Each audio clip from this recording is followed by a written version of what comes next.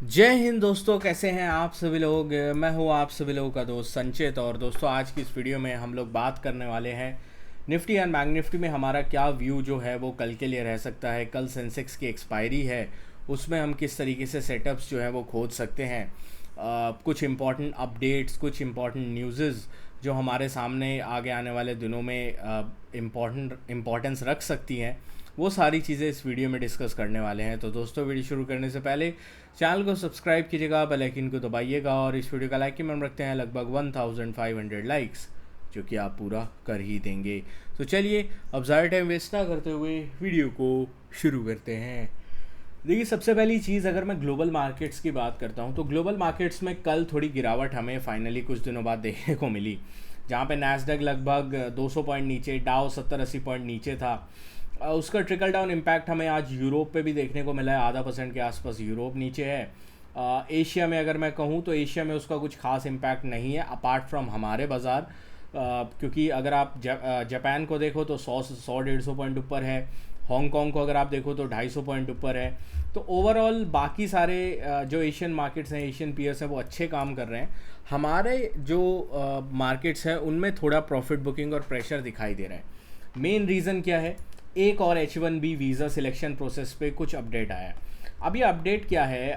जो लेटेस्ट जो नोटिफिकेशन किया गया है यूएस के द्वारा, जो यूएस की हायरिंग एजेंसी है उनके द्वारा लेटेस्ट जो नोटिफिकेशन किया गया है, जो लॉटरी ऑप्शन होते हैं, मतलब जो लॉटरी होती है अंडर द H1B वीज़ा, उसमें प्रेफरेंस जो है अब हायर वेजेस वाले एम्प्लॉयज़ को दी जाएगी। इसका मतलब क्या है? इसका मतलब ये है कि अगर आपकी इनकम ज़्यादा है, मतलब आपकी जो जॉब अगर अमेरिका में लगी है H1B वीज़ा के थ्रू और आपकी इनकम ज़्यादा है, तो आपके सिलेक्शन को ज़्यादा प्रेफरेंस जो है वो दी जाएगी। मतलब एंट्री लेवल, मिड लेवल वाले जो लोग थे जो H1B वीज़ा का फ़ायदा उठाते थे, उनके लिए लॉटरी सिस्टम जो है वो ख़राब हो सकता है। ये जो है यूएस का प्लान अभी आ रहा है। तो बहुत ज़्यादा चेंजेस H1B वीज़ा के ऊपर हो गए, हायर एक्ट के ऊपर हो गए। ये सारी चीज़ें जो डेफिनेटली इम्पैक्ट जो है वो कर रही है। दूसरी चीज़, जो एनालिस्ट हैं या जो ब्रोकरेज फर्म्स हैं उनकी तरफ से अगर माना जाए, तो ये जो है फ्रेशर हायरिंग पे काफ़ी ज़्यादा इम्पैक्ट डाल सकते हैं। स्टार्टअप्स के ऊपर इम्पैक्ट डाल सकते हैं अगर ये रूल्स आते हैं तो। और इंडियन आईटी फर्म्स जो है, इससे जो है डेफिनेटली इम्पैक्ट हो सकती है।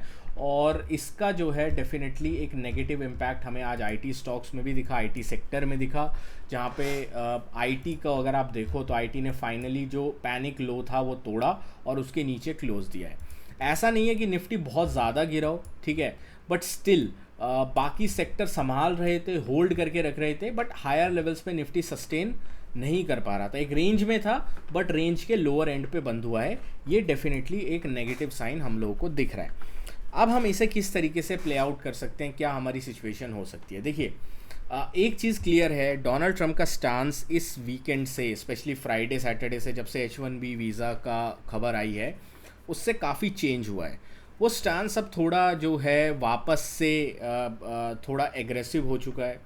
जो सटल्स उनका जो एक स्टांस था इंडिया को लेकर, वो थोड़ा एग्रेसिव हमें होता हुआ दिखाई दे रहा है। चाहे वो H1B वीज़ा की बात हो, हायर एक्ट की बात हो, वो कह रहे हैं कि वो सभी लोगों के लिए कर रहे हैं, बट चीज़ें ऐसे आपको क्लियर कट डेटा में दिख रही है कि उस एक्ट से या उन एक्शन से सबसे ज़्यादा इंडियंस जो है इम्पैक्ट हो रहे हैं। तो ये चीज़ हमें डेफिनेटली दिख रही है। दूसरा, कल उन्होंने यूएन में दोबारा से यही चीज़ बोली कि यार इंडिया और चाइना जो है वो रशिया की जो वॉर है उसको फ्यूल कर रहे हैं। हालांकि उन्होंने नेटो का भी नाम लिया, बट इंडिया और चाइना को जो है वो मेनली उन्होंने जो है दोषी ठहराया। और इसकी वजह से हम लोगों को डेफिनेटली एक इम्पैक्ट आज भी थोड़े एफआईज के एक्शन में देखने को मिलेगा। बाकी अगर हम मिड एंड स्मॉल कैप देखें तो अच्छी खासी गिरावट यहाँ भी थी। मिड कैप सिलेक्ट तो 1.5% नीचे था, लगभग 170 पॉइंट नीचे था, तो मिड कैप सिलेक्ट में भी तगड़ी गिरावट थी। ये चीज़ें डेफिनेटली हमें आज के दिन दिखी हैं। अब हम किस तरीके से कल के लिए प्ले आउट कर सकते हैं, क्या हमारी सिचुएशन रह सकती है? 25,040-60 एक मिड पॉइंट है और एक बहुत क्रिटिकल पिवट लेवल है मेरे लिए। अगर 25,040, 25,050 हम लोगों को जो है ब्रेक डाउन होता हुआ दिखाई देता है, तो प्रॉबेबली निफ्टी जो है एक ये वाला जो स्विंग है अराउंड 24,930 940 यहाँ तक एक बार के लिए ट्रैवल कर सकता है। अगर इसके नीचे भी ब्रेक डाउन होता है तो 24,890 एक क्रिटिकल सपोर्ट है, गैप एरिया भी है, यहाँ तक हमें निफ्टी ट्रैवल करता हुआ दिख सकता है। ऑन द अपसाइड में जब तक 25,140 150 के ऊपर सस्टेन नहीं करता, स्ट्रेंथ नहीं आती, इसके ऊपर 15 मिनट का कैंडल क्लोज नहीं मिलता, मेरे को कॉन्फिडेंस नहीं आएगा टेक्निकली चार्ट बेसिस पे कि हम इसके अपसाइड का कुछ सोच सकते हैं।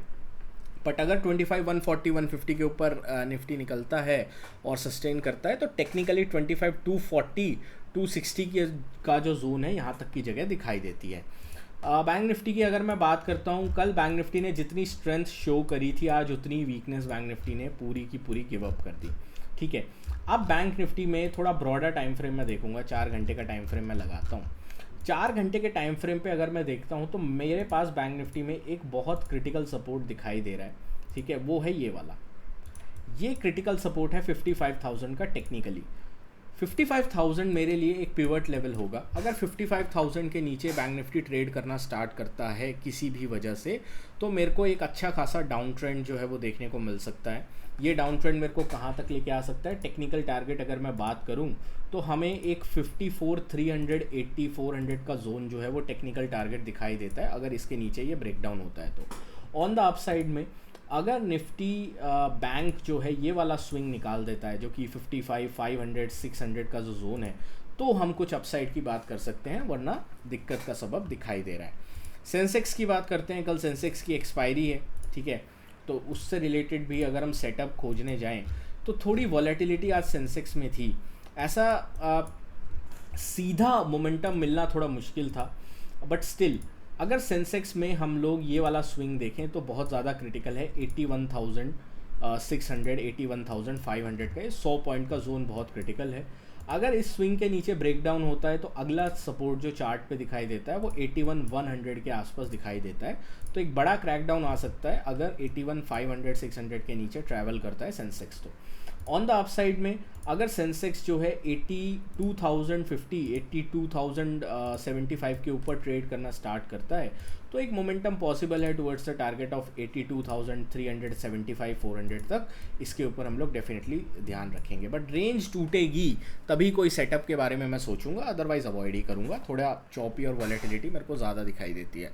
बाकी अगर आपको जो है इसी तरीके की लेटेस्ट न्यूज़ और अपडेट चाहिए, डिस्क्रिप्शन में लिंक है, आप हमारा फ्री टेलीग्राम ग्रुप ज्वाइन कर सकते हैं।